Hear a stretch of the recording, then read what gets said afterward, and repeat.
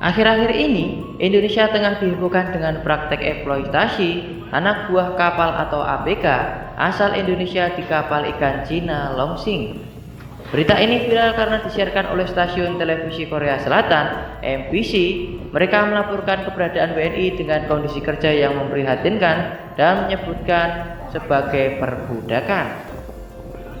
Video tersebut kemudian sempat diulas kembali oleh YouTuber Jang Hansel yang menjadi trending nomor 1 di Indonesia. Kabar tersebut juga dikomentari oleh mantan Menteri Kelautan dan Perikanan, Susi Pujiastuti. Susi menyebut bahwa kasus ABK yang dipekerjakan bak budak ini sudah berlangsung sejak lama. Berikut ini, Jong Japa ulas kembali kasus yang pernah membuat geram publik. Kisah sedih ABK Indonesia yang diperlakukan sebagai budak. Kasus pembuangan jenazah ABK ke laut di kapal Longsing. Yang terbaru dan tengah hangat-hangatnya dibahas adalah kasus pelanggaran HAM para ABK yang bekerja di kapal asing milik Cina Longsing. Para pekerja ini mengalami kelebihan jam kerja, yakni harus bekerja hingga 30 jam tanpa henti.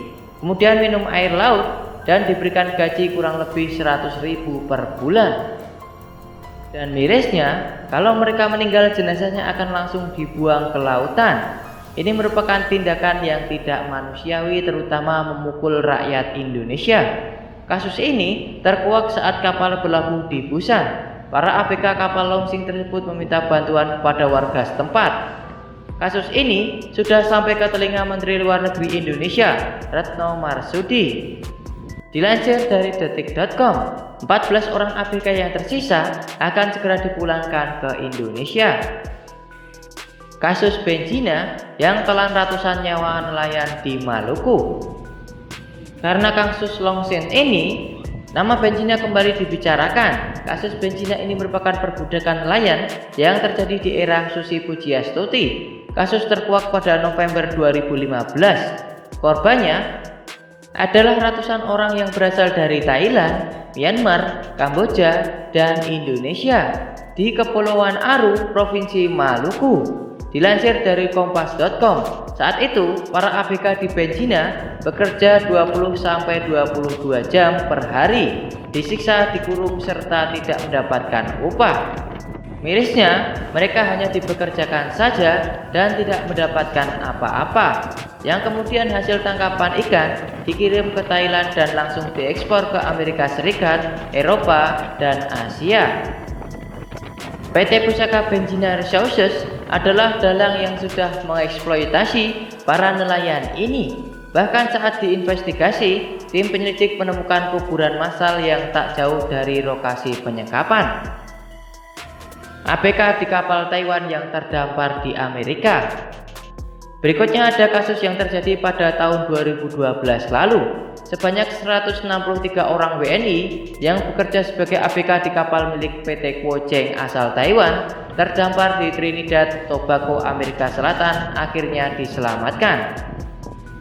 Para ABK ini awalnya dijanjikan upah 240 US dollar atau sekitar 2,3 juta.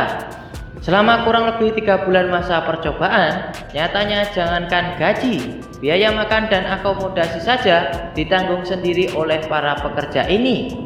Beruntung pada akhirnya 163 orang tersebut bisa selamat. Kasus eksploitasi ABK di tahun 2014-2015.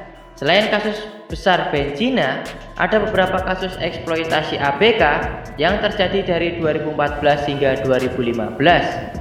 Pertama, 74 orang ABK di 7 kapal asal Taiwan yang diselamatkan di perairan Afrika Selatan pada Februari 2015. Mereka bekerja tanpa diberi upah yang layak.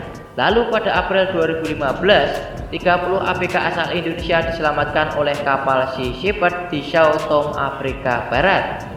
Para ABK ini bekerja untuk kapal Thunder yang sejak tahun 2013 menjadi incaran Interpol karena terlibat pencurian ikan.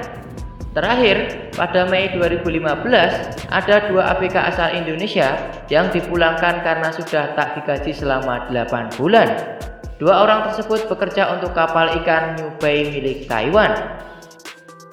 Dengan demikian, kasus pelanggaran HAM yang dialami oleh para ABK ini sudah sering sekali terjadi. Banyak dari mereka yang tak pernah menelepon ke rumah, tiba-tiba sudah dikabarkan sudah meninggal dunia.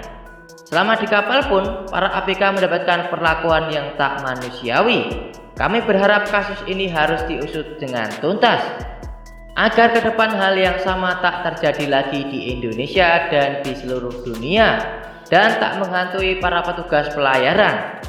NKRI harga mati. Salam Indonesia sejahtera.